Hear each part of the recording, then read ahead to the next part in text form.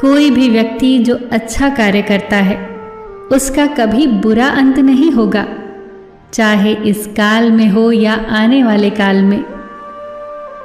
प्रकृति के विपरीत कार्य करके मनुष्य तनाव से ग्रसित हो जाता है। यही तनाव मनुष्य के विनाश का कारण बनता है। इसीलिए तनाव से मुक्त रहने के लिए धर्म और कर्म का मार्ग अपनाना चाहिए। क्यों व्यर्थ चिंता करते हो? किससे व्यर्थ डरते हो? कौन तुम्हें मार सकता है? आत्मा न पैदा होती है न मरती है। न तो ये शरीर तुम्हारा है और ना ही तुम इस शरीर के हो। ये शरीर 5 तत्वों से बना है, अग्नि, जल, वायु, पृथ्वी और आकाश। और एक दिन ये शरीर इन्हीं 5 तत्वों में विलीन हो जाएगा। किंतु आत्मा स्थिर है। आत्मा को न कोई शस्त्र काट सकता है, ना ही उसे अग्नि जला सकती है। उसे जल नहीं गला सकता, ना ही उसे वायु ही सुखा सकती है। तुम्हारा क्या गया जो तुम रोते हो? तुम क्या लाए थे जो तुमने खो दिया? तुमने क्या पैदा किया जो नष्ट हो गया? तुम ना कुछ लेकर आए थे, ना कुछ लेकर जाओगे। जो कुछ लिया यहीं से लिया, जो कुछ दिया यहीं पर दिया। जो कुछ मिला भगवान से मिला, जो कुछ दिया भगवान को ही दिया। इस बात पर विश्वास रखो कि जो हुआ अच्छा हुआ, जो हो रहा है अच्छा ही हो रहा है, और जो होगा वह भी अच्छा ही होगा।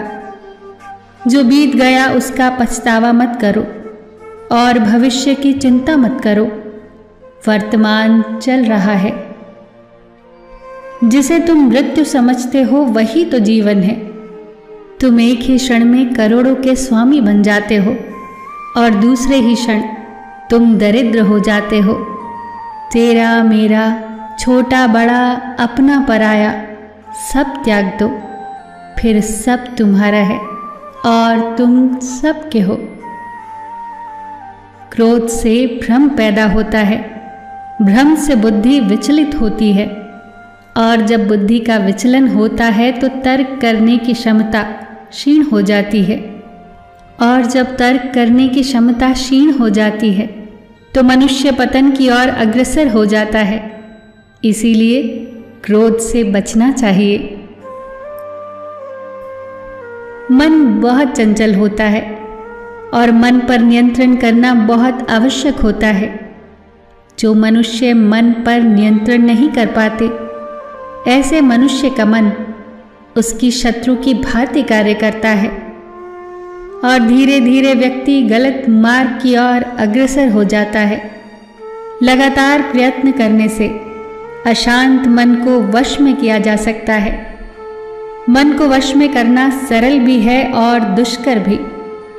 यदि मनुष्य धीरमति और दृढ़ निश्चय वाला हो तो वो सरलता से अपने मन को वश में कर सकता है, और यदि मनुष्य की मति धीर नहीं तो वो दृढ़ निश्चयी नहीं होगा। ऐसा मनुष्य जन्म जन्मांतर तक भटकता रहता है। परमात्मा में विश्वास से, धर्म में विश्वास से, सत्य में विश्वास से मनुष्य दृढ़ निश्चयी हो सकता है। कोई भी मनुष्य अपने कर्मों से भाग नहीं सकता। कर्मों का फल अवश्य भुगतना पड़ता है। इसीलिए सदैव शुभ और अच्छे कर्म करो।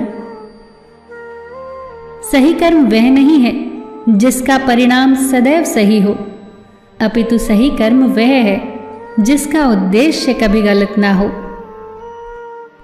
न सुख स्थायी है न दुख स्थायी है। ये संसार परिवर्तनशील है। परिवर्तन प्रकृति का नियम है। यहाँ कोई भी वस्तु स्थायी नहीं होती। हमारे शरीर की अवस्थाएं भी स्थायी नहीं है। फिर सुख और दुख स्थायी कैसे हो सकते हैं? मनुष्य को सुख और दुख दोनों भोगने पड़ते हैं।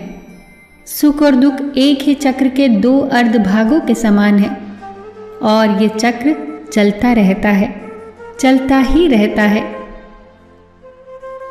मनुष्य फल की इच्छा त्याग कर कर्म को अपना धर्म और कर्तव्य समझकर करे तो ये निष्काम कर्म है। फल तो अवश्य मिलेगा, परंतु मनुष्य इस फल को विधान की इच्छा समझकर ही स्वीकार करे। ज्ञानी पुरुष इसी योग को अपनाकर ही कर्म योगी बन जाते हैं। जो मनुष्य फल की इच्छा को ध्यान में रखकर कर्म करते हैं, उनका मन कर्म और कर्तव्य में विचलित हो जाता है। इसीलिए कर्म करो पर फल की इच्छा मत करो। न किसी के मरने का शोक करो, न किसी के साथ नाता टूटने का दुख मनाओ। जिसे तू समझता है कि तेरी मृत्यु के बाद शोक करेंगे, सारा जीवन रोते रहेंगे, वो भी असत्य है।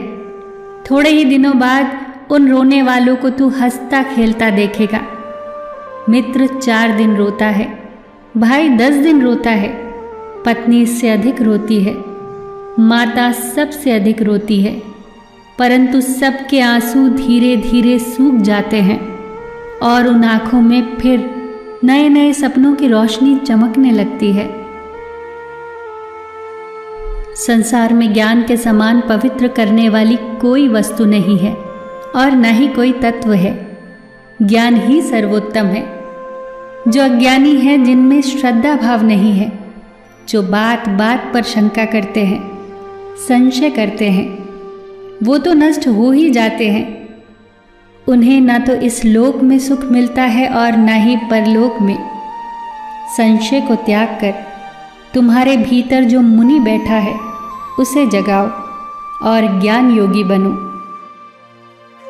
जब जब धर्म की हानि होती है, तब तब मैं आता हूँ। जब जब अधर्म बढ़ता है, तब तब मैं आता हूँ। सज्जन लोगों की रक्षा के लिए मैं आता हूँ, दुष्टों के विनाश के लिए मैं आता हूँ, धर्म की स्थापना के लिए मैं आता हूँ और युग युग में जन्म लेता हूँ। मैं संसार के प्रत्येक कण में हूँ। दोस्तों, जब भी मन परेशान हो, जब भी कोई राह नजर न आ रही हो, जब भी सलाह की जरूरत हो, जब सत्य जानना हो, जीवन को जानना हो, अपने अस्तित्व को जानना हो, तो गीता पढ़ लिया करो। गीता पथ प्रदर्शन के लिए सर्वश्रेष्ठ है। गीता से बेहतर कुछ भी नहीं। बार बार गीता पढ़िए। हर बार जीवन को देखने का एक नया दृष्टिकोण मिलेगा। हर बार कुछ नया सीखोगे। जीवन जीने की कला है गीता।